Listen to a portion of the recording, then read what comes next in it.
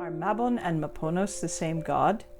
Is Mabon a god at all, or just a hero in a fairy story? My name's Chris Hughes, and in this video I'm going to try to help you answer some of these questions by sharing what we do know about Mabon and Maponos. Then I'm going to tell you part of the famous Welsh tale, Culhwch and Olwen, concentrating on the parts concerning Mabon. If you want to skip the evidence and go straight to the story, I'll put a timestamp in the information below this video to help you find it. Sometimes people question whether we should consider Mabon a deity. We have evidence for the Celtic god Maponos at 2 healing springs in France, and a number of shrines and inscriptions near the Solway Firth and along Hadrian's Wall in northern Britain. Some of the inscriptions are hard to understand, but it's clear that Maponos is being addressed as a deity. When we find inscriptions to Celtic deities, there is usually a Roman influence. These inscriptions often pair Celtic deities with Roman ones who have the same sort of superficial attributes. In the case of Maponos, that deity was Apollo. He's a deity associated also with healing. However, to limit a Celtic or even a Roman deity to just one attribute is always a mistake. The name Maponos means divine son, and there was also a Gaulish deity known as Matrona, meaning divine mother. So it's not surprising that in medieval Welsh texts we find Mabon ap Modron, which translates as divine son of the divine mother. There are no inscriptions to Mabon, but inscriptions to Welsh or Brittonic language deities are extremely rare, so that isn't really surprising. I should mention here that the Welsh language was once part of a complex of related languages spoken all over the island of Britain, known as the Brittonic group of Celtic languages. This includes Welsh, Cornish, Cymric, Breton, and Pictish, but not the Gaelic languages, which, although they're Celtic, are in a different group. Over many centuries, both the Anglo-Saxon language from the east and the Gaelic languages from the northwest squeezed the Brittonic languages out of southeastern England and parts of Scotland. This was a long process which eventually left Wales as the last major stronghold of Brittonic languages in Britain. However, the area associated with Mabon and Maponos was part of the Brittonic language and cultural complex for a very long time. What we have of Mabon are the place name Loch Mabon for a town in the same region where we find those North British inscriptions I mentioned earlier, and a standing stone nearby called the Culhwch stone. And we have a few intriguing references in the Mabinogi, sometimes called the Mabinogian. The name Mabinogi is clearly related to Mabon in some way, but its exact meaning is obscure. The centerpiece of this collection of stories is known as the 4 branches of the Mabinogi because each section ends with the words, "So ends this branch of the Mabinogi." The 4 branches are filled with ideas about mothers and their sons who are usually destined to become kings, but none of the characters are called Mabon or Modron. However, we do have a story about Mabon in one of the other tales in the Mabinogi, the story of how Culhwch won Olwen. Parts of this story appear to be quite old, and it's a bit of a medieval mashup. Culhwch and Olwen has elements common to many European fairy tales, like a young man trying to win a daughter of a fearsome giant as his bride. It has a long list of legendary Welsh heroes and their attributes, similar to those found in Welsh heroic literature. It isn't enough to say, an army of great knights went off to war, they were the best fighters ever. We have many of them mentioned by name, by genealogy, and by their special talents as fighters, such as Medr of Cornwall, who could throw a stone so accurately he could knock a gnat out of a cat's eye without harming the cat, or the brothers Duach, Brathach, and Nerthach, the sons of a hunchback who sprang from the uplands of hell. This part of the story alone runs to 6 pages. Then there is a long and improbable list of tasks set for Culhwch by Olwen's giant father. To each of these, Culhwch has been advised to reply, "That will be easy for me, although you may not think so." There is a host of characters just waiting to assist poor Culhwch with his tasks. On top of this, we have King Arthur and some members of the famous war band like Kai and Bedwyr. And let's not forget the reason we're here. The story has Mabon ap Modron. His part of the tale seems to preserve fragments of some earlier story that is probably lost. Brief mentions of Mabon pop up in other Welsh texts, reinforcing what we know of him from Culhwch and Olwen.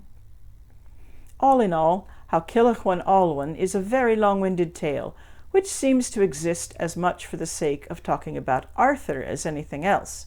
Scholars have also noted that many parts of it seem to be exaggerated for the sake of humor. So in some ways, it might be poking a bit of fun at the Welsh or heroic Arthurian style of story. Those long and ridiculous lists, which I've left out, could be quite funny if told well to the right audience. Well, that was an awfully long introduction, but now I'm going to share a very shortened version of Culhwch and Olwen with you, focusing on the parts that concern Mabon ap Modron. Culhwch was the son of a widowed nobleman who had remarried.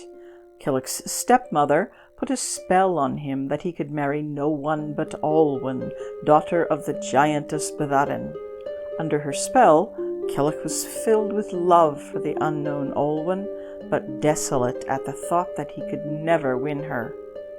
However, his father told Culhwch not to worry, because King Arthur was his cousin, and Arthur would surely help him. So off Culhwch went to Arthur's court, and Arthur welcomed him and agreed to assist him. Aided by the magical talents of Arthur's men, they made it to the foot of Ysbyddaden's fortress, where a shepherd arranged a meeting between Culhwch and Olwen, and she advised him to refuse her father nothing that he might ask. At the court, after a great deal of persistence and spear-hurling and brave talk from Culhwch, Ysbyddaden agreed to listen to his request.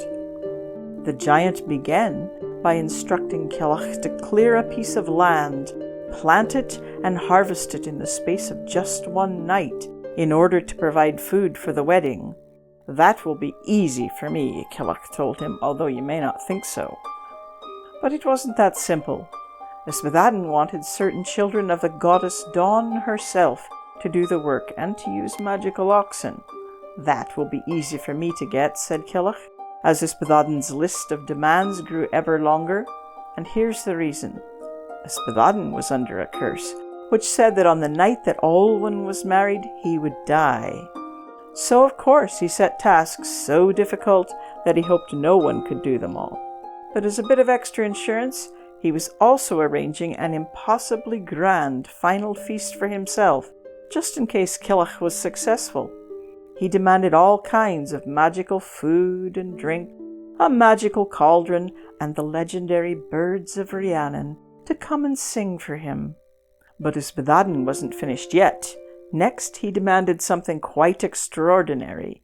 He insisted that before the wedding he must be shaved and barbered, and so began a whole new list of things he required. He must be shaved using the tusk of a magical Irish boar that only one man could wield, and a whole list of other outrageous grooming requirements. Then came the clincher. He informed Culhwch that his hair was so tough that only one mighty comb, razor, and set of shears could possibly cut it, and these lay between the ears of a fearsome boar called the Turk-Truith.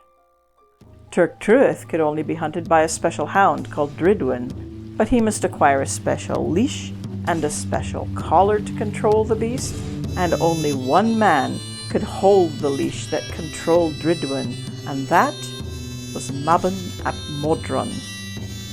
But Mabon ap Modron was stolen from his mother at 3 days old, and no one knew where in the world he was. The list continued: a special horse for Mabon to ride, his kinsman to seek him, and a host of other things. When the list was finally complete, Culhwch agreed to it all, assuring Ysbyddaden that his cousin King Arthur would get everything for him. Now the real adventure finally begins.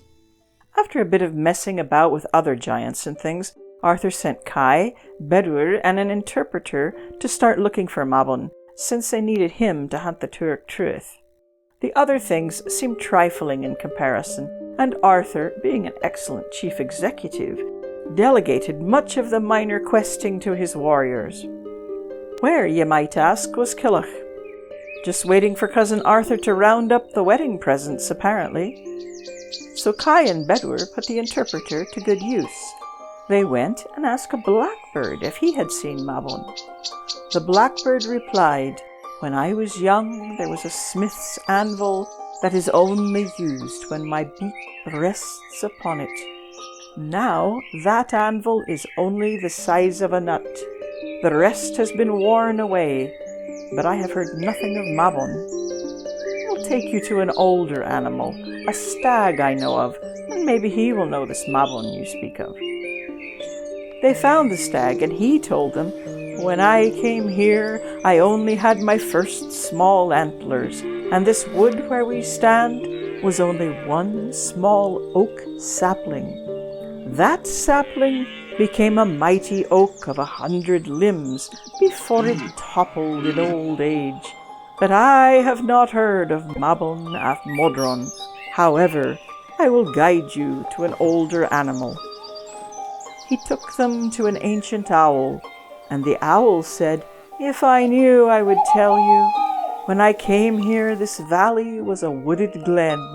Men came and cleared it, laying it waste. In time they departed, and another forest grew in its place. That forest also passed away, and the one you see is the third. But I know nothing of Mabon. I will take you to an eagle, who is the oldest animal in the world." Then the eagle spoke to them. "When I came here, I perched on a great rock. So high it was that I could peck the stars each night. But that stone is worn down with time, and is now no bigger than your fist. But I heard nothing of Mabon, son of Modron, except for that one time when I went to seek fish at a lake. Then I got my claws into a great salmon who pulled me down into the depths of the water so that I barely escaped with my life. I returned with my kinsman to find the salmon and destroy him, but he sent his own kinsman to make peace, and this was agreed. He asked me to remove the many tridents that had been cast into him by fishermen, and this I did. And if anyone knows where Mabon might be, it will be this fish." So they went together to the great salmon, and he answered, "Yes, with every tide I go up the river until I come alongside the wall of a fortress. There I hear Mabon grieving and moaning. Come, ride on my shoulders, and I will take you there and show you." They rode the great salmon through the water until they came to the wall of the fortress, and there they could hear Mabon ap Modron lamenting, "No one has ever been more woefully imprisoned than I, and I cannot be ransomed with gold, but only by battle." Well, Kai and Bedwyr went and fetched Arthur, and he took the front door of the fortress while they took the back, and they had Mabon out in a jiffy. There was still much to do. Mabon, Arthur, and his men ranged over Britain, Ireland, and France, gathering all the things required by Ysbyddaden the giant. The Tuairc Truith was chased from Ireland into Wales. From north to south, Mabon, Dridwin, and all the hosts of Arthur pursued him. At the river Severn they finally captured the shears and razor from between his ears, but the Tuairc Truith ran on into Cornwall, taking the comb with him. In Cornwall the giant boar gave them a great battle before the comb was finally captured, and then they drove the boar into the sea, and he was never seen again. After tying up a few loose ends, Arthur had obtained all that Culhwch required, and so Ysbyddaden was shaved, from the beard to the skin, and from the skin to the bone. "Have you been shaved, man?" asked Culhwch. "I have," replied Mabon. "Take my daughter and my fortress as well."